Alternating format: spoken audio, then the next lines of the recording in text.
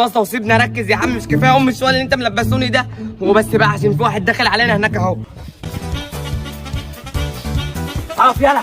عايز ايه فين؟ هات جنيه. هات 5 جنيه. هات جنيه. هات جنيه. حلو. عدي يلا.